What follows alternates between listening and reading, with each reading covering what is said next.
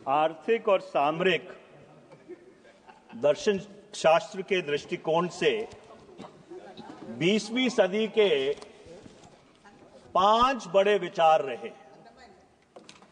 सबसे पहला, जब 1933 में अमेरिका में महामंदी आई तो तत्कालीन जो अमेरिका के राष्ट्रपति थे फ्रैंकलिन रूजवेल्ट, उन्होंने एक नए डील की घोषणा की, जिसे अंग्रेजी में न्यू डील कहते हैं।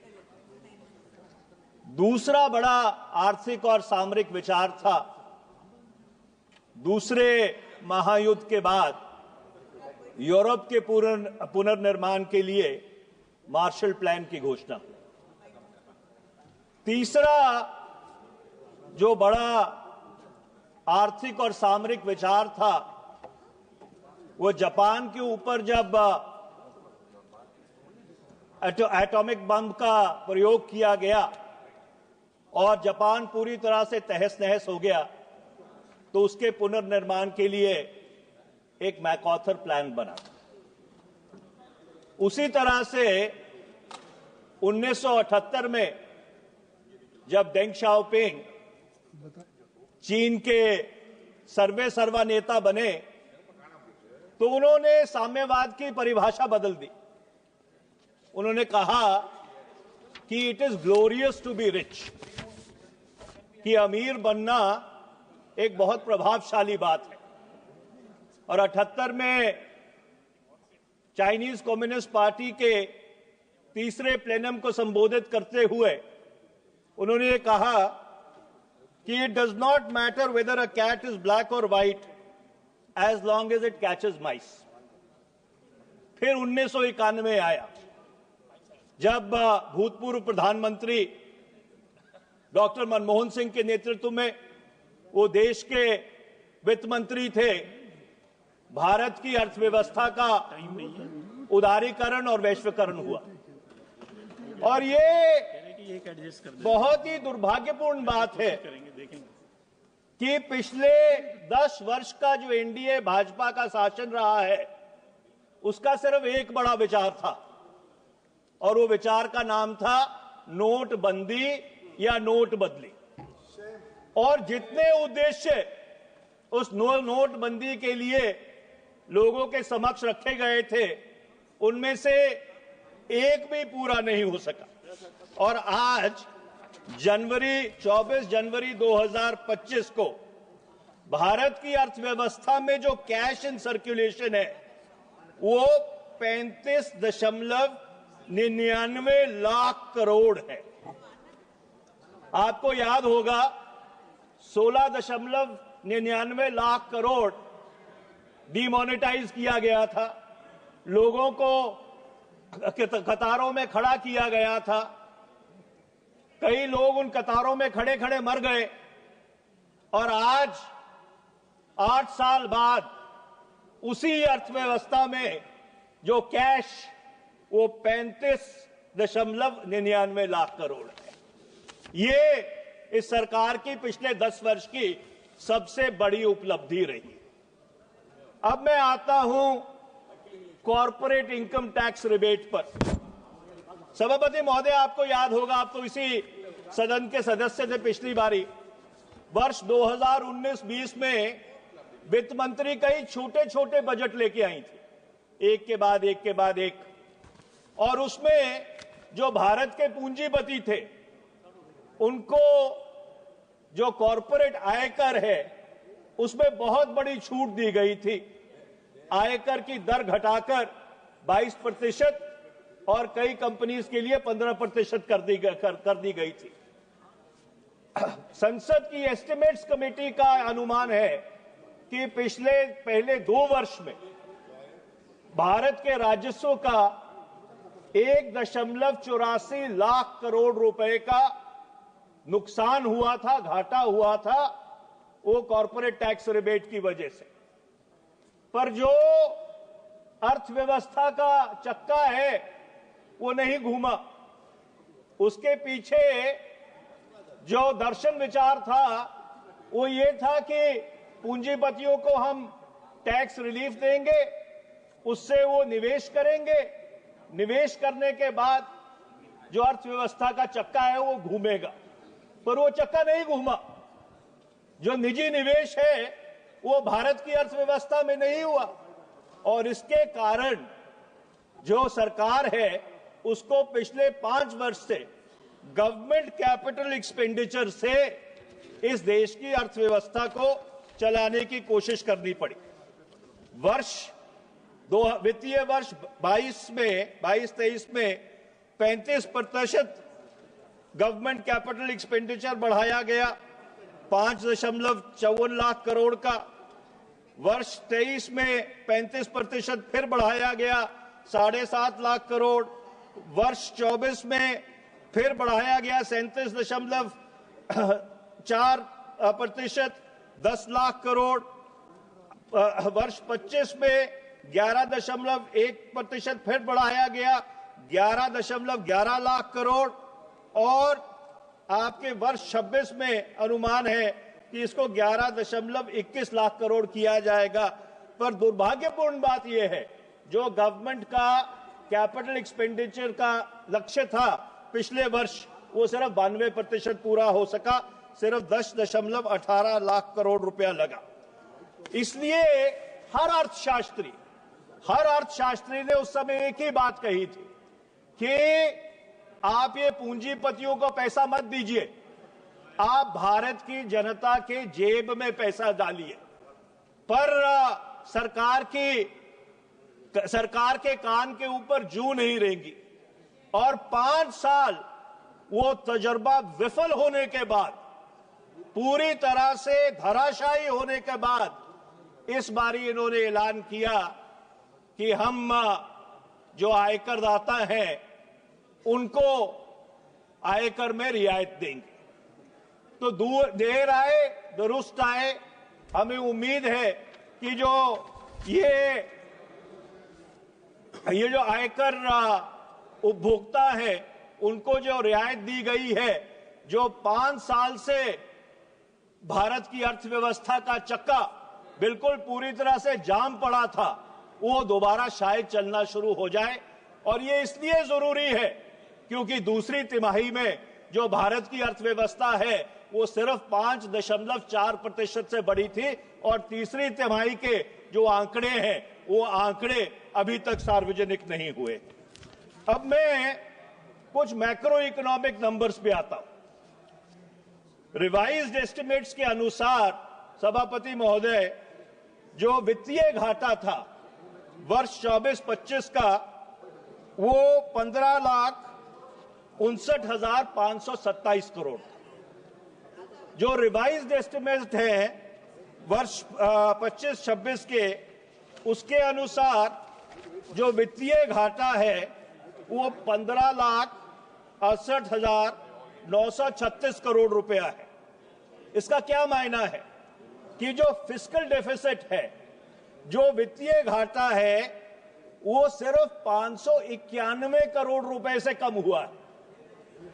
और जब आप इस वित्तीय घाटे को गवर्नमेंट के बोरोइंग्स के संदर्भ में देखते हैं, तो वर्ष 24-25 के जो रिवाइज्ड एस्टिमेट है उसके अनुसार सरकार ने 11,62,678 करोड़ रुपया मार्केट से ऋण उठाया था अपना खर्चा चलाने के लिए। वर्ष 2025-26 में ये जो ऋण सरकार उठाएगी, जिसे गवर्नमेंट मार्केट बोरोइंग्स कहते हैं अंग्रेजी में, वो 11,53,834 करोड़ रुपया होगा। कहने का तात्पर्य है कि गवर्नमेंट की जो बोरोइंग है मार्केट से, वो सिर्फ 8,844 करोड़ रुपए से कम हुई है। अब एक बहुत बुनियादी सवाल उत्पन्न होता है, आपने आयकर दाताओं को तो आयकर में छूट दे दी, पर अगर सरकार मार्केट से इतना पैसा उठाएगी और खपत अगर बढ़ भी गई, तो जो पूंजीपति हैं वो निवेश करने के लिए कहां से पैसा लेके आएंगे? क्योंकि आपने प्राइवेट इन्वेस्टमेंट को तो क्राउड इन कर दिया है। अगर सारा ही पैसा मार्केट से सरकार उठाएगी तो जो निजी निवेशक है उसके पास पैसा कहां से आएगा? और इस सवाल का आज तक सरकार की तरफ से स्पष्टीकरण नहीं आया है। अब मैं आगे आता हूं। टैक्सेस ऑन इनकम, जो रिवाइज्ड एस्टिमेट्स हैं 2024-25 के, उसमें यह कहा गया था कि सरकार के पास टैक्सेस ऑन इनकम 12,57,000 करोड़ रुपए आए हैं। जो बजट एस्टिमेट्स हैं 25-26 के, उसके हिसाब से ये जो टैक्सेस ऑफ इनकम है ये 14,38,000 करोड़ रुपए होंगे। आपने 1 लाख करोड़ की तो रिवायतें दे दी क्योंकि आपको लगता था कि उससे चुनावी फायदा होगा। अब मुझे एक बात बताइए सभापति महोदय, और आपके माध्यम से मैं सरकार से पूछना चाहता हूं, दुर्भाग्यपूर्ण बात है कि वित्त मंत्री यहां पे नहीं है, कि ये जो 1,81,000 करोड़ रुपया है, वित्त राज्य मंत्री जी हैं और आपकी बात को सहमत कर रहे हैं। ऐसा है सभापति महोदय, इस सदन की परंपरा रही है, जब बजट का डिबेट होता है तो वित्त मंत्री सदन में बैठते हैं। मैं जितने साल इस सदन का सदस्य रहा हूं, मैंने कभी ऐसा नहीं देखा कि वित्त मंत्री आपके सदन में मौजूद ना हो जब बजट के ऊपर डिस्कशन हो रहा हो। तो आप दोबारा स्पष्टीकरण मत दीजिए कि वित्त राज्य मंत्री बैठे हैं। मैं भी उनको जानता हूं, मैंने देखा है उनको बैठे हुए, पर ये सदन की परंपरा के बिल्कुल अनुकूल नहीं है। वो राज्यसभा ये गलत है राज्यसभा में। अच्छा, मैं आगे चलता हूं।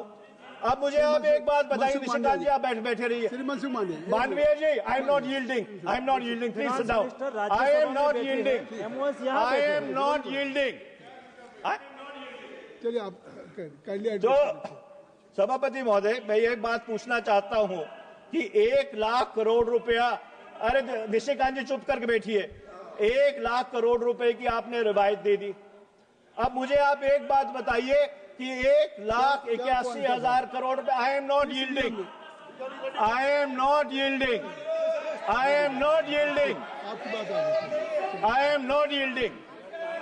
सभापति महोदय मुझे एक बात बताइए कि 1,81,000 करोड़ रुपया जो आपने अनुमानित किया है कि टैक्सेस ऑन इनकम बढ़ेंगे, वो कहां से आएगा?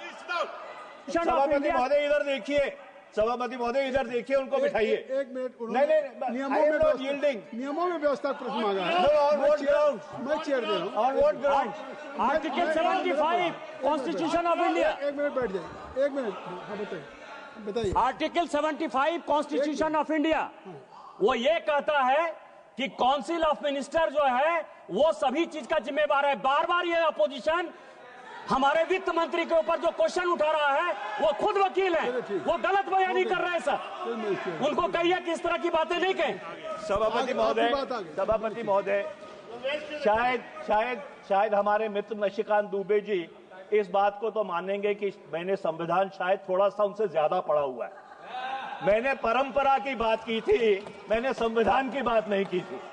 तो मैं आपसे आपके समक्ष ये बात रख रहा था कि वित्तीय वर्ष 24-25 में सरकार ये कहती है कि उनके पास जो राजस्व आया टैक्सेस ऑन इनकम 12,57,000 करोड़ रुपए आया। उनका अनुमान है कि 25-26 में ये 14,38,000 करोड़ रुपए आएगा। आपने 1 लाख करोड़ रुपए की तो करदाताओं को रियायत दे दी। अब मुझे आप एक बात बताइए, और मैं आपके माध्यम से सरकार से पूछना चाहता हूं, ये 1,81,000 करोड़ रुपया कहां से आएगा? इसका कोई जस्टिफिकेशन नहीं, इसका कोई स्पष्टीकरण नहीं है, इसका कोई अनुमोदन नहीं है बजट में कि 1,81,000 करोड़ रुपया कहां से आएगा। अब मैं वित्तीय घाटे पे आता हूं। सरकार ने बहुत ही चतुराई से, बहुत ही अद्भुत तरीके से इस बारी में जो फिस्कल डेफिसिट के वित्तीय घाटे के मापदंड है वो बदल दिए। एब्सोल्यूट फिस्कल टारगेट से इन्होंने डेट टू जीडीपी रेशो पे आ गए। पर मैं आपसे ये पूछना चाहता हूं कि 31 मार्च 2014 को इस भारत सरकार के ऊपर 55,87,149.33 करोड़ रुपए का कर्जा था। 31 मार्च 2026 को वो कर्जा बढ़कर 196,78,772.62 करोड़ हो जाएगा। इसका मतलब ये है कि पिछले 10 साल में इन्होंने 140,91,623.33 करोड़ रुपए का कर्जा भारत के सर के ऊपर लाद दिया है। वो कर्जा कौन चुकता करेगा? जो आने वाली हमारी पीढ़ियां हैं, हम आने वाली पीढ़ियों के ऊपर you have created an intergenerational debt by putting this burden on the coming generations that they will have to service the debt which is being created by this government। 200 lakh crore रुपया या 196 लाख करोड़ रुपया कम कर्जा नहीं होता। अब मैं कृषि पे आ जाता हूं। अध्यक्ष महोदय, सभापति महोदय, ये सरकार ने कहा कि 2017 से 22 तक, मेरे को आप 2-3 मिनट और देंगे और मैं कंक्लूड करूंगा। 2017 से 22 तक भारत का जो कृषि क्षेत्र है वो 5% से बढ़ा। 22-23 में उसकी वृद्धि दर गिर के 1.4% हो गई। पर आप विडंबना देखिए, आप विरोधाभास देखिए कि मनरेगा का बजट 2013-14 में 33,000 करोड़ था, 25-26 में 86,000 करोड़ हो गया। मनरेगा के परसेंटेज 2013-14 में 220.22 करोड़ परसेंटेज थे और 2023-24 में बढ़कर ये 3.8 करोड़ परसेंटेज हो गए। अब मैं ये आपसे पूछना चाहता हूं सभापति महोदय, आपके माध्यम से सरकार से पूछना चाहता हूं, अगर भारत का कृषि क्षेत्र 5% से बढ़ रहा था तो फिर ये मनरेगा बजट तिगुना कैसे हो गया? मनरेगा के परसेंटेज दुगने कैसे हो गए? इसका ये मतलब है कि भारत के कृषि क्षेत्र में एक बहुत बड़ा संकट है, जिसके कारण लोग मिनिमम वेज, जिसे डीसी रेट कहते हैं, उस डीसी रेट के ऊपर काम करने के लिए तैयार है। इससे यह साफ जाहिर होता है कि जो सरकार के आंकड़े हैं वो सरकार के आंकड़े सही नहीं है।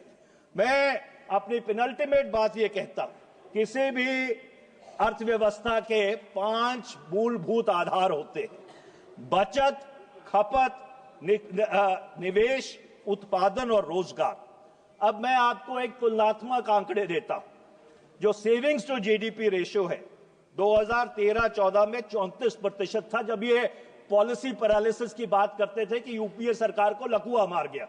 2023-24 में कितना है? 31%। जो प्राइवेट फाइनेंशियल कंजम्पशन एक्सपेंडिचर है 2011-12 की प्राइसेस में 2-3 मिनट और लूंगा, 2013-14 में ये 60% था। 2024-25 में जो फर्स्ट एडवांस एस्टिमेट्स है वो 56.3% है। इन्वेस्टमेंट टू जीडीपी रेशियो 2013-14 में 33.8% था, 2023-24 में गिरकर 29.6% रह गया है। Share of manufacturing in GDP, सरकार ने कहा था कि 25% जीडीपी में उत्पादन का शेयर होगा 2022 तक। 2023-24 में वो जो शेयर है वो मात्र 15.8% है। और बेरोजगारी की दर, सभापति महोदय, तो थोड़ा सा समय दीजिए क्योंकि आंकड़े जरूरी है। 2014 में 5.44% थी, 2024 में ये एवरेज 8 या 9% है ऑन एन एवरेज। मैं आखिर में एक बात कहना चाहता हूं कि इस बजट में आम आदमी तो पूरी तरह से पिस गया।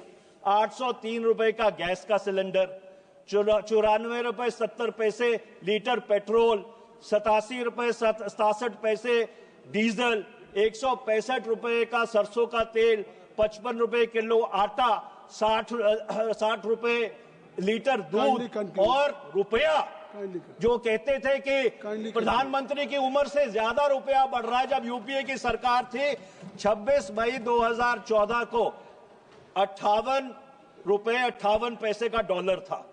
7 फरवरी 2025 को ये डॉलर 87 रुपए और 47 पैसे का है। और मैं कोई प्रधानमंत्री जी की उम्र के ऊपर टिप्पणी नहीं करना चाहता।